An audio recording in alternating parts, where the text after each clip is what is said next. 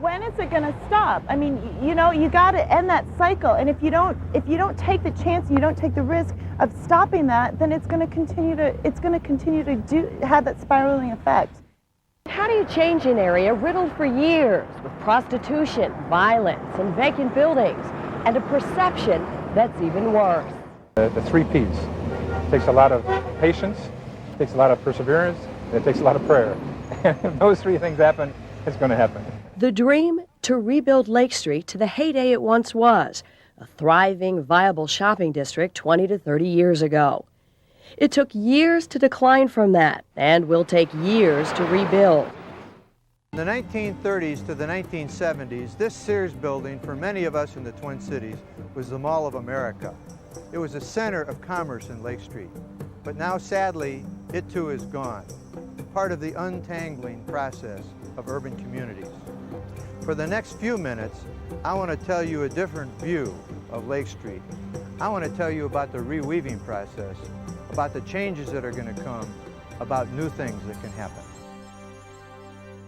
We're at the top of the Sears Tower, and I've chosen this place to tell the story from the viewpoint and the eyes of Urban Ventures as we look at the biggest picture possible for South Minneapolis. As we think through what needs to happen in our urban communities, there are many needs, but the primary need is the development of the economic engine once again here.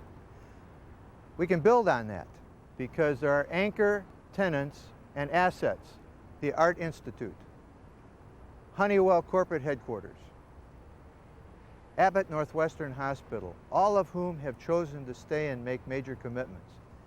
And now there is the Great Lake Commercial Center that's being developed right here on this site.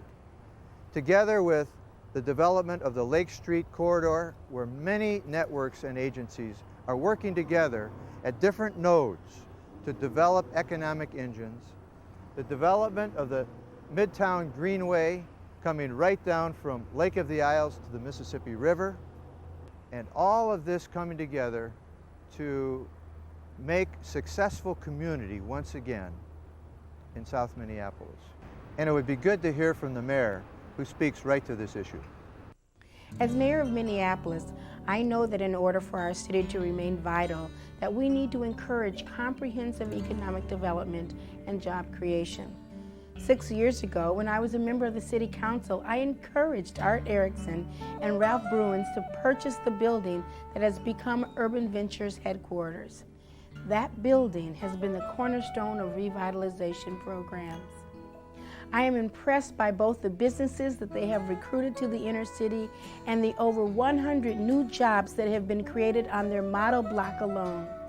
Urban Ventures is a key player in citywide initiatives of economic development and job creation. Now in Minneapolis, another former sex business once owned by the same man is getting a new life as well. Carol Evans' Roxanne Battle has that story. 15 years to the day after Angie's Sauna opened for business, the creaky and decrepit sex shop is being cleaned out by men with pure intentions. I need to toss all this trash, man. A dozen men from Christ Presbyterian in Edina came to help.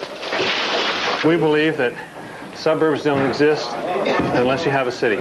We've also had a chance to meet a terrific bunch of men who have the same cares and concerns for their community and their families as we have. Look at this one, shows the money in it. Edward Owens runs a fathering program in the neighborhood. As men, return home and become responsible, for their family and for their community, situations such as this will not be allowed to occur. Once it's cleaned out, the one-time sex shop will be renovated and turned into commercial test kitchens where neighborhood entrepreneurs can grow and thrive and bring new life into this South Minneapolis community. We're about reweaving an urban neighborhood that untangled over 40 years. You're not going to reweave it right away. What you do is you take a specific area, like 2 by 5 block area here, and you encourage businesses to come back. You recruit businesses to come back. And that's what you're doing. That's what we're doing. Erickson and his partners believe replacing street businesses with legitimate money-making ventures is the best way for this community to rebuild itself. We're striking a blow against those things that have defamed our neighborhood for so many years. So I'm glad to be here. The building right behind me is a 12,000 square foot building that's been empty for 5 years. The Sears building behind that's 1,600,000 square feet. It's been empty for 4 years. If this smaller building had a business in there that hired 50 to 100 people, paid a living wage with benefits, that would give 75 jobs to people in our neighborhood that would stabilize their income, allow them to buy their house instead of renting, would stabilize their lives by allowing them to be back in control of their lives, and maybe even someday own that business and have a piece of the pie. It's extremely important upon us right now to put not only the economic engine back in the buildings, but to develop the youth and the young people now for the leadership of the future in our urban communities. And what you see here has formerly been just a dump. And it's been a lot of gang territory, it's been a lot of stuff here. And if you can envision what you saw in that picture going on here, because this will be leveled out, will be walled, and a full soccer field will go in here, full width, full length, and down there will be another soccer football field. What we have here is a neighborhood that is devoid of structured athletics for kids at all. And the athletic club comes in. We have 400 kids right now in basketball and soccer, but we want to expand soccer. Some Twin Cities children are kicking around a new idea, soccer, in the heart of Minneapolis, and thanks to a unique partnership, it is a winning plan. KARE 11's Ken Speak has the story. Okay, midfielder B. Soccer. Lao PTA number 2 versus the Urban Stars, 9 to 13-year-old AAU soccer. But notice the field, nothing near regulation size. Till now, it's the best they could find in Minneapolis. You see, Urban Ventures President Art Erickson says Twin Cities suburbs have 341 fields built and maintained for soccer, while Minneapolis doesn't have one. But it won't be that way for long. This is really an area that for a long time has been a dump. And we mean literally 100 truckloads of dump come out of here a year by Hennepin County. Here is what's being called home field. It's going to have soccer fields, it's going to have intercity tennis, it's going to have an inline skating rink, it's going to have volleyball courts. And today they were celebrating, breaking ground for the $1.5 million project that'll give Minneapolis its first publicly owned soccer field. That'll give folks like Joey Lee a real home field. I only live a couple blocks away as other participants from Urban Ventures does. Two years ago, a person came to Powell Middle School and with flyers to invite students to play for soccer and basketball. And ever since then, I've been playing for Urban Ventures. For that same time, Joey Lee and the rest of the Urban Stars have been traveling to St. Paul to find a home field. With the construction of Home Field, 1,000 kids will have facilities to play tennis, volleyball, soccer, right in their own backyard. Ken Speak, KARE 11 News, Minneapolis. Academics is one of the great challenges. His approach to academic, helping individuals learn. So to expand where they had a good education. Put kids down in Cape Canaveral. Well, what would an ask for education? Oh. Well, let's take them in to meet some CEOs. Ms. CEO, what did you have? Importance of education. Oh, education. I'm here, kids. When I moved into schools, today there's 2. Kids drive out all over the Twin Cities, back to nothing at 3 o'clock. Urban Ventures after school program in grades first. They come here after. These are kids that are typically that have not had a. The major challenge we have in the 21st century is to make sure that every child is pointed in the right direction and given the character and competence they need to be successful in life. And it begins in places like this, where children come and see adults who care about them, who believe in them, going to give them what they need to be successful in life.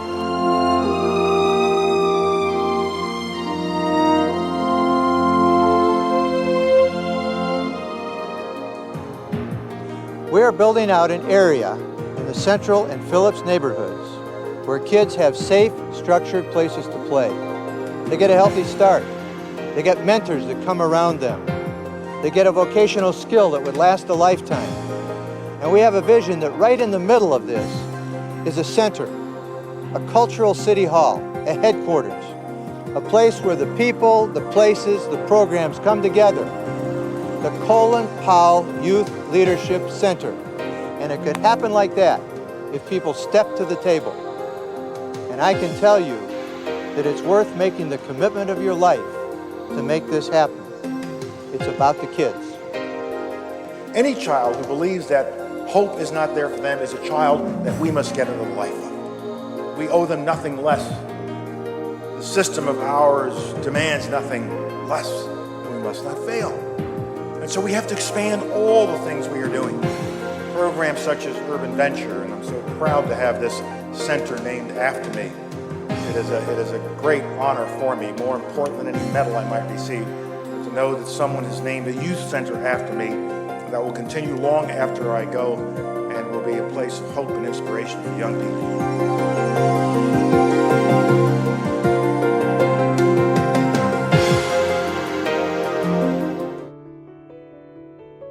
I don't know if you believe in miracles or not, but this miracle started over 20 years ago with Art Erickson and his group from Urban Ventures.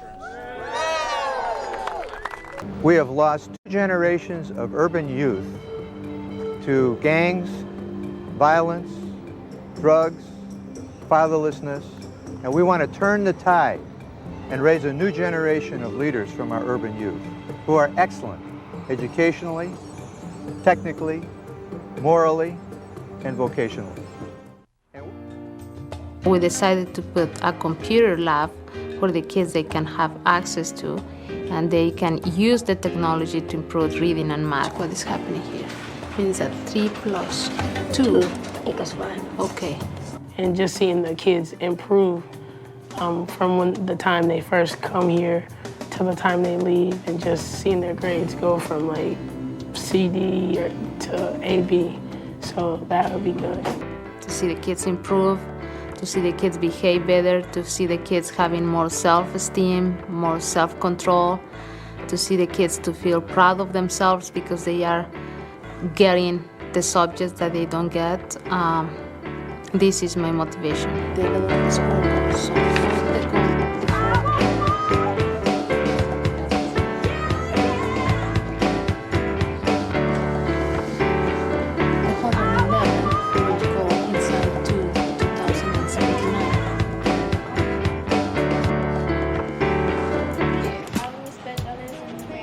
Our primary objective is to get into kids' lives where there's things that are missing, where there might be hurt that is going on, just the incompleteness that might exist in their family.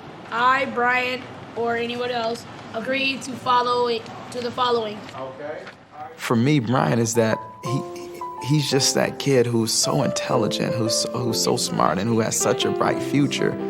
But he also needs help. He's at a critical juncture, the 6th grade kid. I do my homework the entire time I'm there. Like they don't. If we can take a kid who's going through something and help them understand the problem that they're going through and help them to look at possible solutions, then we feel like we've done our job, and then it gives them hope where they probably didn't see hope because someone came in, took an interest, showed them ways in which that they can rise above their situation and to be able to go back and to help out others. I'm trying to figure out if I could get all my work by tomorrow, I can finish it. As I sit here gazing out the bedroom window, I wonder what you all are thinking about. If you all are thinking about me like I'm thinking about you. I wonder if you all are just sitting there thinking of me how I am thinking of you. And then I wonder, or are you just sitting there in front of the TV like I didn't even exist? And that makes me wonder because most people in life don't even know what they're thinking. I know what I'm thinking. Do you? This 9-year-old kid right here is the image of me and what I used to be. He's got a better chance because I've got my arms around him when nobody had their arms around me. And if I can give him the kind of love that he needs, then I can produce a better man right here, which makes life a lot better for you and for me. Urban Venture's approach to academics is helping individuals learn the value of education. So our first thing is to expand their vision, expand where their possibilities could be if they had a good education. You know, we took kids down in Cape Canaveral and saw the shuttle go off. Well, what would an astronaut have to do as far as education? Oh, okay. Well, let's take them into some offices. Let's have them meet some CEOs. Mr. CEO, Ms. CEO, what did you have to do to get here? About the importance of education. Oh, education. Common theme here, kids, about education, right? And 7, 8 years ago, when I was headed to penitentiary for my 4th time, they encountered me again. And they were here and they helped me. And the first thing they did was talk to me about what's inside of me, my character. They told me if my character didn't change, nothing would change about me. They told me if my character didn't change, I would probably die in the penitentiary. But most importantly, they told me that they would help me change my character. They would help me with the things that I need that nobody's ever taught me before. The result is being the first client and now the director at the Center for Fathering. It's been a great accomplishment for me, and more importantly, they've installed a great-grandfather in the lives of 15 grandchildren. 15 grandchildren, I'll tell you this, I've got a generation coming up that will not be in the Blood Street gang because Grandpa has character now, and Grandpa has support, and Grandpa knows what to do. As fathers, and we talk about our issues, what they're going through prayers, and just try to communicate. We try to invite other people, other guys, mans, and just a way that we could connect with each other. It's having the passion, the love, not just love your family. You know, there's so many in the streets right now at this moment as we talk, and they need of us. They need of a word of a comfort. What I see in Lisa at this point is a very determined person, one that is determined to turn things around, one that is determined to really develop that nurturing relationship with her children. Oh my gosh, when I got keys to my own place, it was like amazing. I'm like, and now my kids have the keys too. They have their own keys and they love it. And it's little, yeah, but it's mine right now.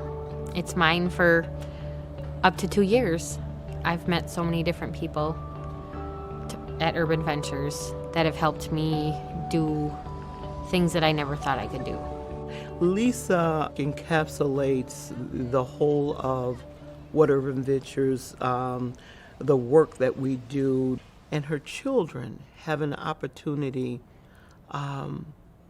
through Crystal Ray to have a whole world open to them that probably they would have never had the opportunity.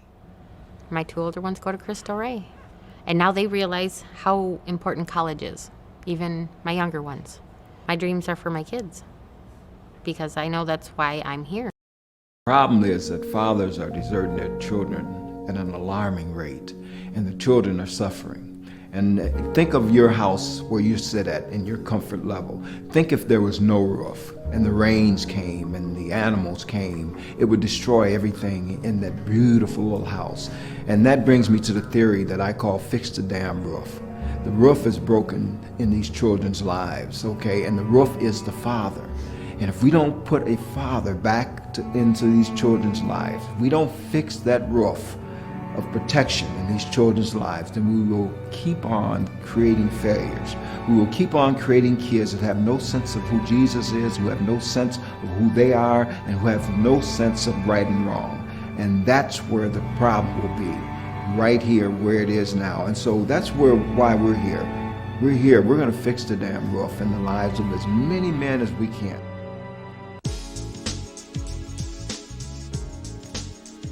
So Urban Ventures have really straightened out 4th Avenue between 31st and Lake Street. They have did a lot of great things. And I'm so proud to have them in my area. See what a new day will bring. Itching to know just where I fit in.